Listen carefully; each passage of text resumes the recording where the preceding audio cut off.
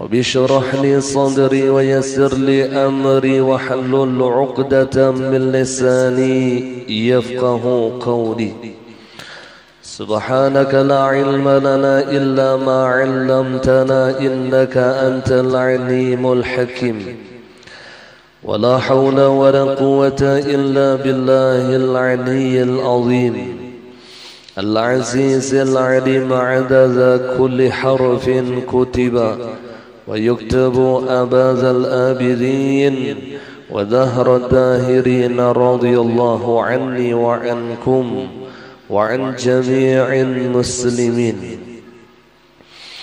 قال المصنف رحمه الله تعالى ونفعنا به وبعلومه في الدارين آمين. Apabila nampak sifat sombong pada anggota badan, jadi nampak kesombongannya pada jasmaninya, baik pada matanya atau lisan yang keluar kalimat-kalimat yang sombong pada lisannya, atau dari lekukan atau cara bahasa tubuhnya. Makanya di dalam Al-Quran itu disebutkan wala tamshi fil ardi marah, janganlah kalian berjalan di muka bumi itu dalam keadaan sombong. Jadi ada jalan orang sombong itu ada. Ibarat lelakian tuh kayak membusungkan dada. Mun bebinian tuh model nang kaya itik. Nah, artinya burit undani ganal. Apabila kesombongan itu nampak pada jasmaninya, maka dinamakan takabbur. Dinamakan takabbur. Jadi beda dengan kibir. Takabbur diambil daripada fi'il takabbara yatakabbaru takabburan fahuwa mutakabbir. Jadi isim fa'ilnya mutakabbir, orang yang sombong yang nampak pada anggota tubuhnya. Dan apabila tidak nampak pada anggota tubuhnya, maka dinamakan kibir, sombong. Jadi kibir dengan takabur itu maknanya sama, tapi secara definisi beda. Sombong juga artinya sama. Cuman kalau takabur itu kesombongannya nampak pada jasmaninya.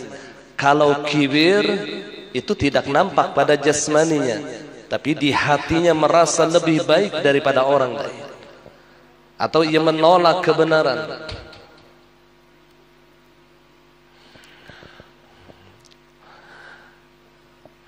Sehingga ada hadis Rasulullah, al-kibru raddul haq wa ghamtun nas. Sombong kata Rasulullah adalah menolak kebenaran. Jadi menolak kebenaran itu tidak nampak pada jasmaninya. Raddul haq, menolak kebenaran. Atau di dalam hatinya merasa lebih baik daripada orang lain, namanya kibir. Ya, ada masalah kibir kata kabur, kedua-duanya minal kabair, daripada dosa besar. Min akhlaqi syayatin, akhlak syaitan. Jadi sombong itu warisan iblis la'natullah alaih. Mudah-mudahan Allah jauhkan di dalam hati kita sifat kesombongan ini.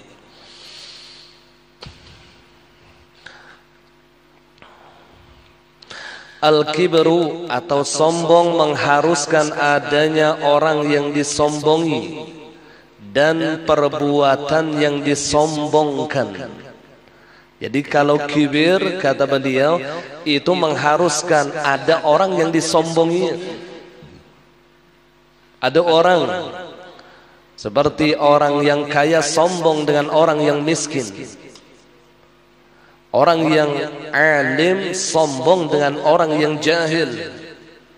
pejabat sombong dengan bawahannya. Ada orang yang ia sombong.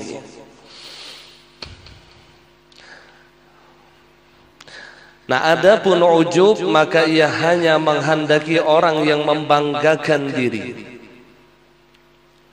Jadi bedanya ujub lawan sombong itu, kalau sombong ada perbandingan. Ada perbandingan, ada orang yang ia sombongi itu ada. Tapi yang namanya ujub, ia hanya membanggakan dirinya. Ia hanya membanggakan dirinya. Itu bedanya ujub. Jadi ujub ini lebih halus, atau babul kibir al-ujub. Pintu sombong itu adalah ujub. Jadi ujub itu lebih halus daripada sombong. Bahkan seandainya manusia diciptakan sendirian, ia pun bisa dianggap membanggakan diri, bukan sombong. Seikong aja manusia nih diciptakan seikong aja, iya ini tetap ujub. Jadi penyakit ujub ini lebih halus, lebih harus ekstra kita mengenalnya daripada sombong. Kalau sombong itu ada bandingan lawan orang, ada perbandingannya.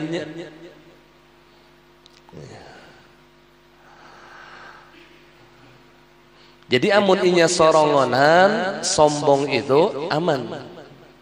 Kalau inya sorongonan dah, kadada yang disombongi, ada behinip di kamar, kadada yang sombong. Allah. Tapi kalau ujub, biar sorongonan juga di dalam kamar, ia bisa kena penyakit ujub. Allah. Seandainya satu-satunya manusia yang diciptakan Allah, inya doh seikungannya kadada yang lain, ia bisa terserang penyakit ujub. Tapi kada sombong. Allah. Jadi kalau kita pikirkan, ya lebih bahaya ujub daripada sombong ini. Karena sombong itu ada bandingan. Namun nyebihinip sorongonan, kada kawa siapa yang disombong. Caramah sorongonan, kadang yang disombongi. Siapa yang disombongkan? Tapi kalau bangga dengan ilmunya ada. Allah. Ini itulah betampai cincin atau betampai emas no sorongan di muka cermin. Wih, kira-kira adalah sombong. Kan ada sombongnya. Tetapi penyakit ujub ada. Allah, jadi bilang kana aja kita nih, kana aja terus. Lapas sombong, ujub menyambut. Lapas ujub, ada aja penyakit lain pulang, hasad menyeraput pulang. Lapas hasad pulang, sangka jahat pulang ada. Allah. Ada aja, ya Allah, ya Rasulullah. Mudah-mudahan Allah bersihkan hati kita.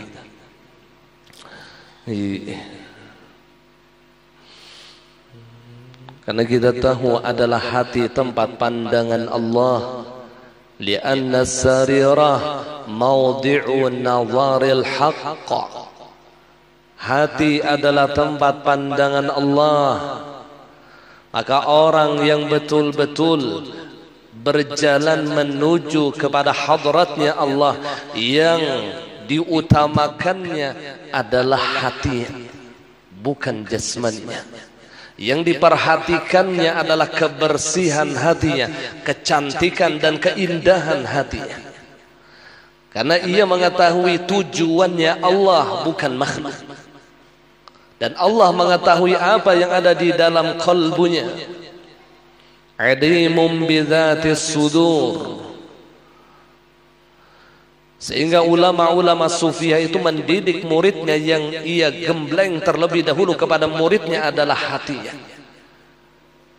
Itu ulama bahari itu bila melajari muridnya, hati dahulu yang digembleng. Allah. Ini yang disebut dengan ulamaul janan, bukan ulamaul lisan. Ulamaul janan adalah ulama yang ahli di dalam urusan hati.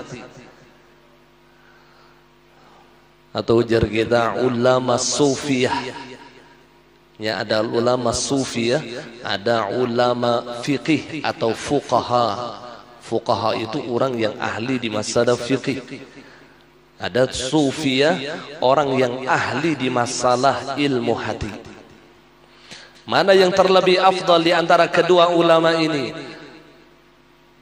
Maka yang terlebih afdal adalah ulama sufiyah. Karena orang yang ahli tasawuf, mereka sudah mendahulukan terutama di dalam ilmu syariat. Jadi kita jangan mengatakan bila orang ahli tasawuf itu kada faham di fikih. Karena justru orang yang ahli tasawuf itu adalah orang yang sangat ihtiyat di dalam masalah hukum fikih. Makanya adalah fikih tasawuf itu ada jauh lebih ihtiyat, jauh lebih hati-hati di dalam masalah hukum-hukum Allah. Sampai Imamul Ghazali beliau pernah mengatakan, janganlah kalian mendalami akan ilmu hakikat sebelum melaut ilmu syariat. Orang yang ahli di dalam ilmu hakikat ini sudah melaut ilmu syariat.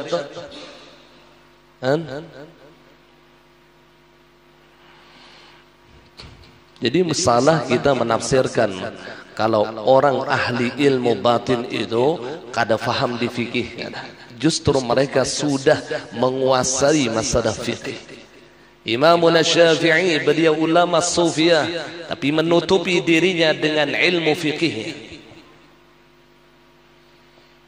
Imam Sibawaihi ulama sufiyah, ia tutupi ilmu sufiyahnya dengan ilmu nahwu.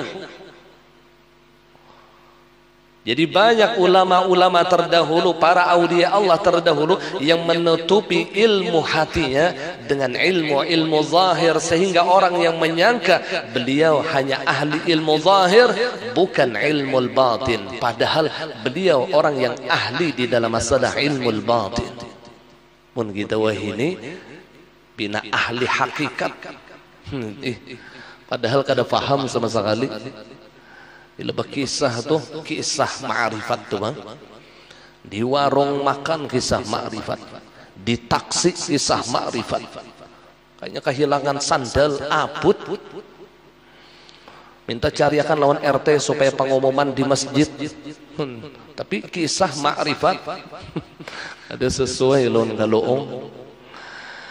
Orang yang ahli ma'rifat dia sudah menjalani syariat, tariqat dan hakikat, baru yang mendapatkan yang namanya ma'rifatullah. Ma'rifatullah itu bukan sesuatu yang kita dapatkan, sesuatu yang bisa kita usahai, bukan. Ma'rifat itu mauhibatullah. Ma'rifat itu pemberian Allah kepada hamba. Kenapa Allah memberikan ma'rifah? Karena usaha hamba dari syariat, tariqat dan hakikat istiqamah, lalu diberikan hadiah oleh Allah yang namanya ma'rifatullah. Kayak itu tuh kisahnya dah. Kada unda mengkaji ya ilmu ma'rifah, kada lain ilmu ma'rifah bang, ilmu tauhid atau ilmu hakikat yang berharap besar ketika mengkaji itu Allah memberikan ma'rifah.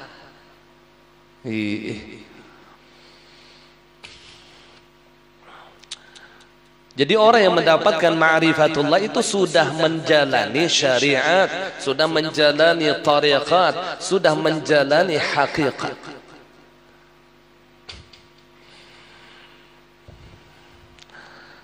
Allah lain bang mun ilmu majzub, ilmu jazbah namanya. Ilmu jazbah itu dari atas ke bawah. Kalau ilmu salik itu dari bawah ke atas. Jazbah itu orang yang ditarik akal basyariahnya diganti oleh Allah dengan akal rabbani, itu jazbah namanya. Atau jar kita majzub. Nah kalau majzubnya itu permanen, ya yang akhirnya wali majzub. Permanen tuh majzubnya. Artinya diangkat akal basyariahnya, diganti dengan akal yang berbangsa Rabbani.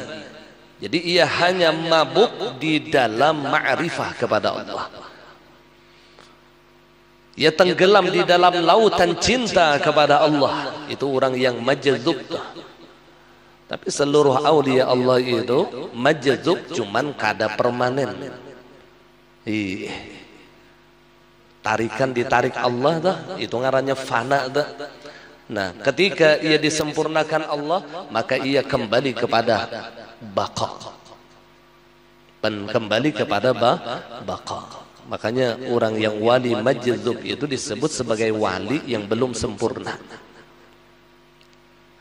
Wali yang sempurna itu ia seperti biasa, kembali kepada maqam baqa. Artinya tetap memakai wasilah. Wali yang sempurna dah. Sehingga kita kada kawabag guru lawan orang yang wali yang duduknya majzub tu kada kau dijadikan guru. Jar kita yang gila dah. Gila. Itu cuman kita mengambil barokah daripada beliau, bukan berguru dengan beliau, bukan. Yang bisa kita jadikan guru adalah wali yang sudah duduk di maqam baqa billah. Wali yang sudah duduk di maqam baqa, karena beliau sempurna dengan syariat, tariqat dan hakikat. Kalau yang wali majzub tadi langsung hakikat tak ada kawan. Kalau yang masyhur ulama-ulama terdahulu itu ya yang Al-Hallaj. Al-Hallaj itu mengatakan anal haqq, akulah Tuhan.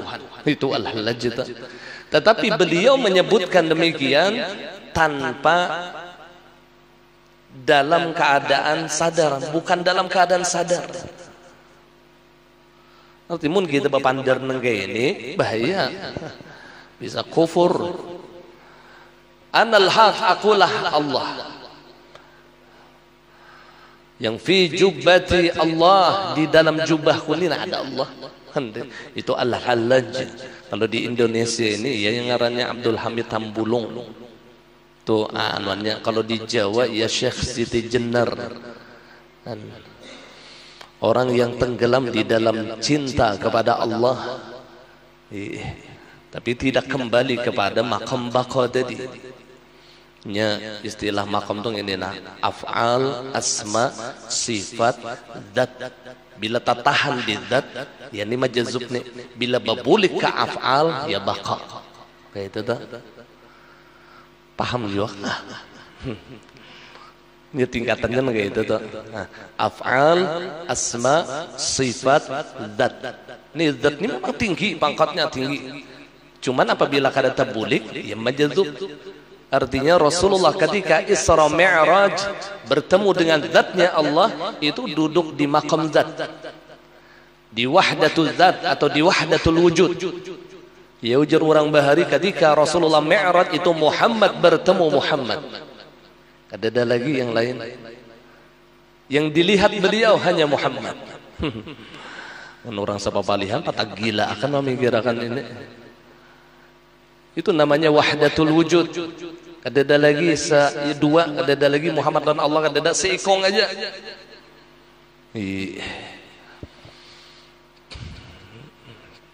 Itu yang araftu rabbi bi rabbi. Aku Tuhan, aku kenal dengan Tuhanku karena Tuhanku.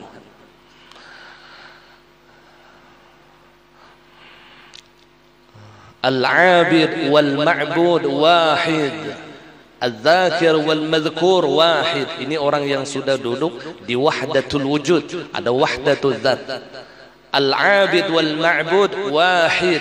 Yang menyembah dan yang disembah seikong aja orang. Al-Dzakir wal-Madhkur wahid. Yang disebut dengan orang yang disebut seikong aja orang. Ya akhirnya yang wahdatul apa ngarannya syuhudul wahdah bil katsrah wa syuhudul kathrah fil wahdah. Memandang yang esa kepada yang banyak, memandang yang banyak kepada yang esa.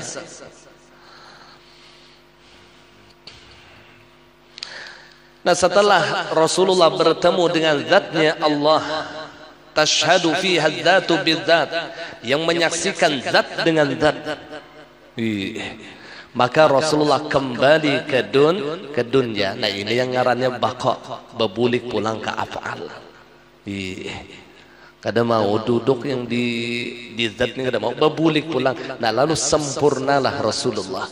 Maka para aulia Allah yang sempurna mutabaahnya kepada Habibuna Muhammad sallallahu alaihi wasallam.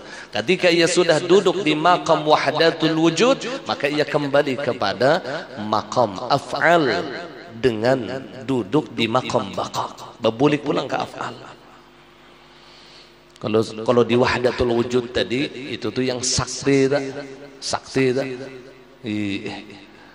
Ada kau orang menyumpahi muntah darah.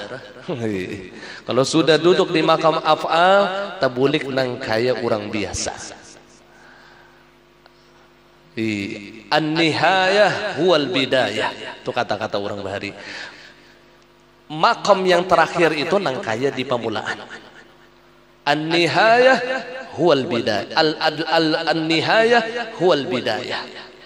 Makam yang paling akhir itu ya pemulaan. Kita kan memandang yang sakti-sakti itu tinggi mana makamnya sudah. Padahal orang yang biasa-biasa saja itu terkadang melebihi daripada orang yang sakti mandraguna.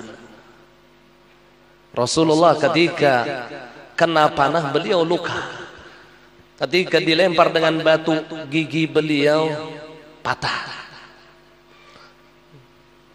Itu kembali kepada makam baqa, kembali kepada syariat seperti orang biasa. Tapi kedudukannya sudah luar biasa. Nah, ini yang adanya baqa billah.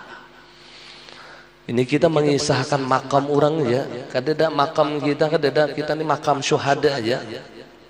Artinya di kuburan syuhada dah. Kalau di Banjarmasin itu ada makam syuhada. Dan ini kita mengisahkan kedudukan para aulia Allah supaya kita kenal bagaimana kedudukan mereka. Karena Rasulullah sallallahu alaihi wasallam beliau mengatakan kepada umatnya, anzilun nas manazilahum, dudukan manusia sesuai kedudukan mereka. Nah, kita di sini disuruh untuk mengenal siapa para aulia Allah, bagaimana maqam dan kedudukan mereka di sisi Allah.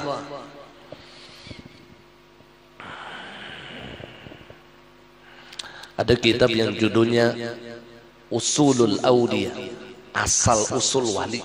Di situ yang dijelaskan tentang para aulia Allah. Jadi macam-macam jenis para waliullah ini, macam-macam.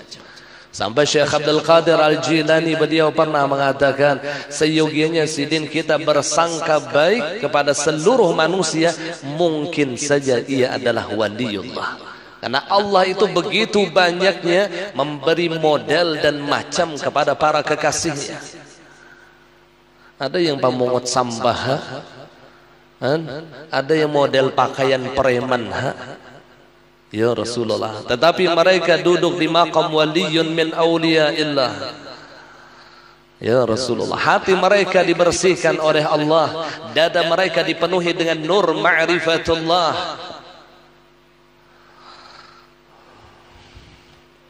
Kita nih hibak penyakit hati nih.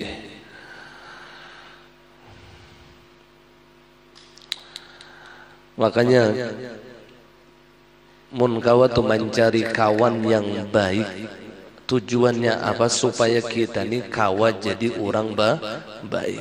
Bisi kawan yang bersih hati, insya Allah kita nih akan punya hati yang bersih. Namun bisi kawan yang rigat hati, ini pun juga akan menjadi virus. Ini akan menjangkit kepada kita. Ulama pernah mengatakan, man sahibal akhyar ja'alahu Allahu minal akhyar walau kana minal asyrar. Siapa yang berteman dengan orang-orang yang baik, maka Allah akan jadikan dia orang-orang yang baik, sekalipun dulunya ia adalah orang-orang yang jahat. Sebaliknya, waman sahibal asyrar ja'alahu Allahu minal asyrar walau kana minal akhyar. Barang siapa berteman dengan orang-orang yang buruk, orang-orang yang jahat, orang yang kotor hatinya, ja'alahullahu minal asyrar, Allah jadikan ia daripada orang-orang yang buruk, sekalipun dulunya ia adalah orang-orang yang baik. Jadi teman itu sangat merubah karakter kita. Siapa teman kita, maka seperti itulah kita. Al-mar'u ala dini khalilih. Maka carilah teman yang baik. Seandainya tidak bisa kita bertemu dengan teman yang baik, maka sendiri lebih utama daripada memiliki teman yang jahat. Amun kada bertamu juga. Tapi amun masih banyak aja kakawanan yang baik, banyak masih kakawanan yang baik, maka berteman dengan orang yang baik lebih utama daripada sendiri. Maka ya Pak Guru aja caranya kita nih bakawan lawan orang yang baik nih, tahu orang tuh baik adanya. Maka cara yang sangat mudah untuk mengetahui orang-orang yang baik adalah ketika kita berada di majelis kebaikan. Maka orang yang berada di tempat tersebut adalah orang yang ingin baik, orang yang ingin memperbaiki dirinya, sekalipun ia bukan orang baik, tapi ketika ia hadir di majelis kebaikan, maka yakinlah orang itu ingin memperbaiki dirinya.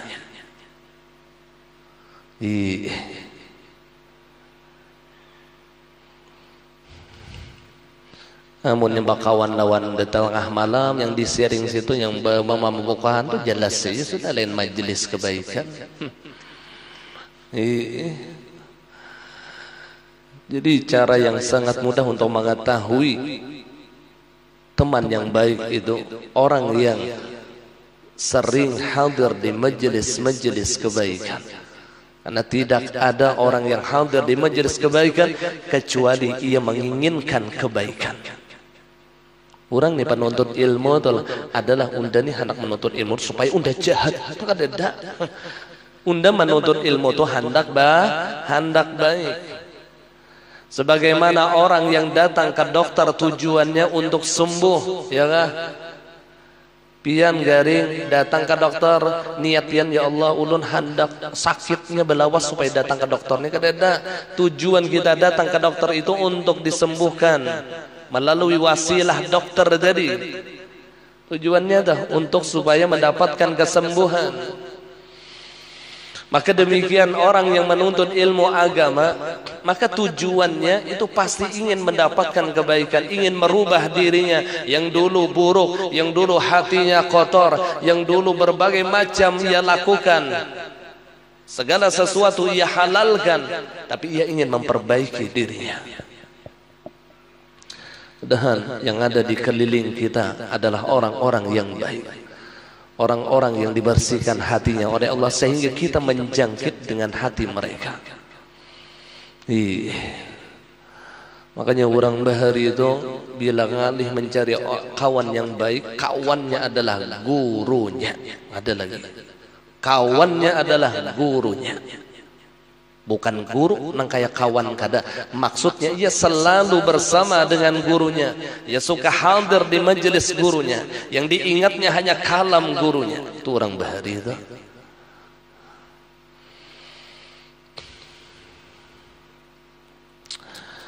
Allah, mudah-mudahan Allah memberikan hidayah kepada kita. Kecuali apabila ia bersama orang lain, maka kesombongan itu akan tumbuh ketika ia bersama dengan orang lain. Ia kaya, di sampingnya ada orang miskin, bisa terjadi sombong. Ia alim, yang ia hadapi orang-orang yang jahil, bisa terserang penyakit sombong. Ia pejabat, yang ia hadapi orang-orang yang rakyat jelada, ini akan terserang penyakit sombong. Makanya jar abah guru sekumpul, ketika kita memiliki asbabul kibir, sebab-sebab sombong. Jadi sebab sombong itu ada beberapa macam. Kalau ingin kita menyembuhkan penyakit, maka cara yang paling utama cari penyebabnya. Itu dahulu. Kada yang untal obat sebabnya kada diketahui. Cari penyebabnya dahulu. Misalnya orang ini asam urat, hantam obat asam urat, tapi yang hijau-hijauan dihantam juga. Kambing hantam, kacang hantam, belinju satu ples, obat akan darus. Ini ngarannya kada memperbaiki, kada menyembuhkan, kada. Cari asbabnya dulu. Undanina kenapa jadi tinggi benar asam urat? Sebabnya apa? Cari. Undanina kenapa jadi tinggi benar darah? Sebabnya apa? Undanina jadi kuat benar mah kenapa? Sebabnya dicari. Maka demikian ketika di dalam hati kita ada kesombongan, yang kita cari apa sebab sombong tadi? Itu yang namanya asbabul kibir, sebab-sebab sombong. Maka antisipasi ketika kita memiliki sebab tersebut ada di dalam diri kita. Dan jikalau tidak ada asbab kesombongan di dalam hati kita, maka jangan dipandang itu musibah, tetapi itu adalah nikmat dari Allah. Sombong apa ngarannya? Sebab sombong itu salah satunya sugih, badui. Ternyata Allah kada menyugihakan kita, kada biisi duit, itu bukan bala. Alhamdulillah ya Allah, jakapian ulun, jakapian menyugihakan ulun ya Allah, kira-kira ulun sombong. Maka kemiskinan ulun ini ya Allah adalah nikmat dari pian. Kayak itu tuh orang sufiah bahari berpikir tuh kayak itu pikirannya. Kadang yang nang kaya dianggapnya miskin ini musibah.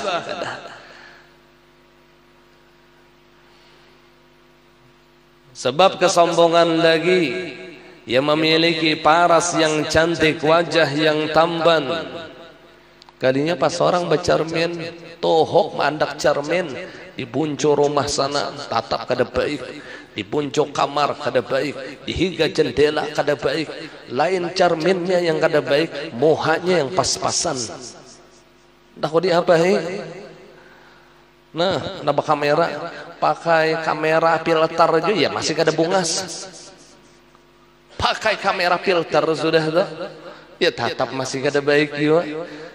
Maka jangan sedih hati, maka jangan menganggap ini suatu musibah. Alhamdulillah ya Allah, pian bari ulun mohani seadanya. Alhamdulillah, Allah hilangkan di hati ulun sombong.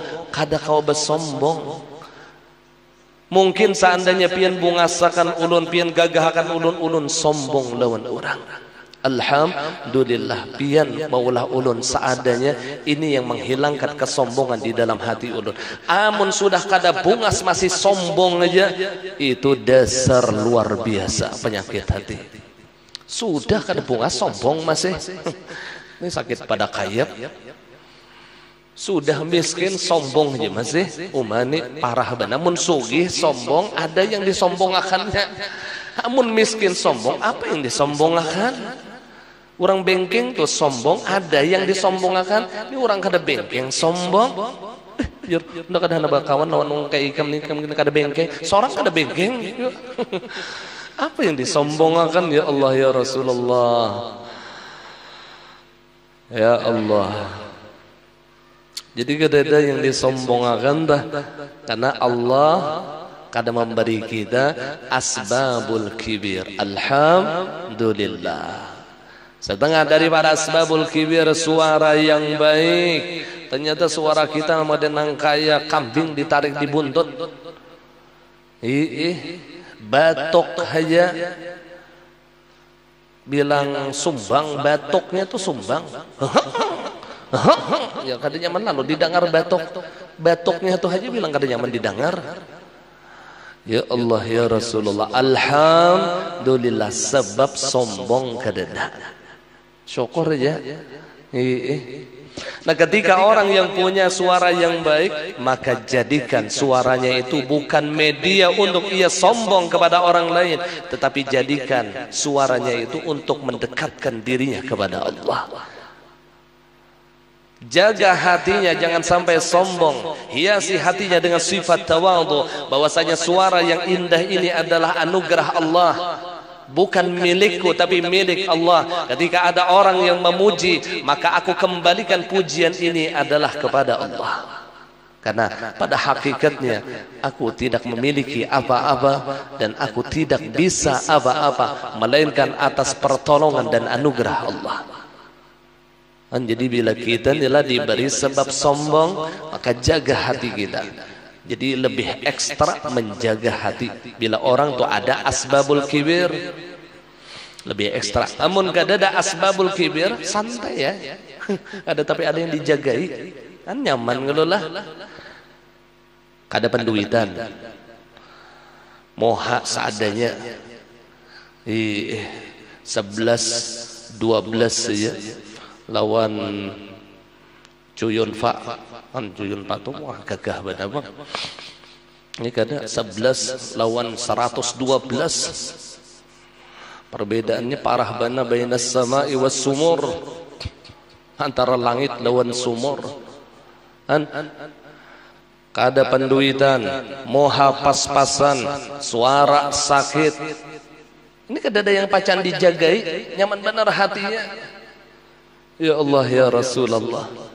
Jadi di Arab Saudi sana itu kan orang yang meninggal itu biasanya dikuburkan dikuburkan kemudian 1 tahun atau beberapa bulan itu diambil lagi, diangkut tulangnya dan dikuburkan ke daerah yang lain. Jadi dipindah kuburan tadi. Jadi menurut khabar yang terbanyak orang yang awaknya utuh kada baburukan adalah orang yang kulit hitam. Itu yang terbanyak. Ini ditemukan sudah berapa tahun dikuburkan. Jangankan awaknya, kain kafannya aja kada hancur. Ternyata orang kulit hitam. Kenapa? Karena pas-pasan sakit. Muha sudah kadaku diandalakan, yang disombongakan kadada, orang menghinakan lawan inya, sehingga hatinya aman daripada sifat sombong. Ya Rasulullah. Jadi kita jangan menyepelekan orang yang biasa-biasa saja. Mereka lebih bersih hatinya dari kita. Jauh lebih mudah mereka menjaga hati daripada kita yang punya sebab-sebab kesombongan. Orang yang penyebab lagi sombong yang terbesar ini pun juga adalah nasab yang mulia. Ketika ia diberikan nasab yang mulia, hati-hati, jangan dijadikan nasab itu menjadi media untuk takabur kepada manusia. Nah, Datu Undana, Bakaramat, tanah Sidin ada 12 meter naik ke atas, 12 meter. Bakar. Abah Datu Undana di atas Datu itu berarti tak? Bakaramat juga. Oh, kada tahuin lagi. Ya Allah, ya Rasulullah, hati-hati mun kita punya keturunan yang mulia, nasab orang-orang yang mulia. Hati-hati, jaga hati kita, jaga hati kita.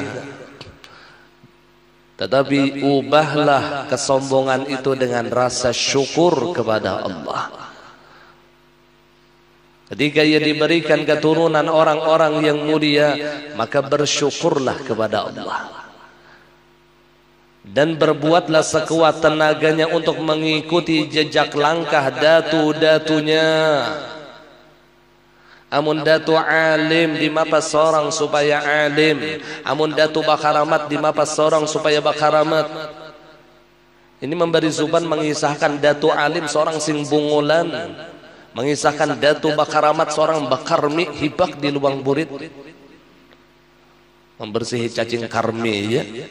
Ya Allah ya Rasulullah.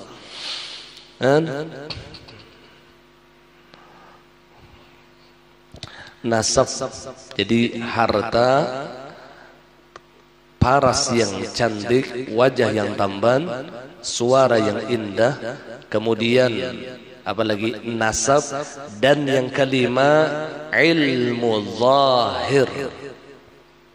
Itu menjadi asbabul kibir. Ilmu zahir, bukan ilmu batin. Kalau ilmu batin itu mengobati sombong, tapi kalau ilmu zahir ini menjadi sebab ia terserang penyakit sombong. Maka hati-hati. Ilmu zahir, ajar kita ilmu fiqih lah.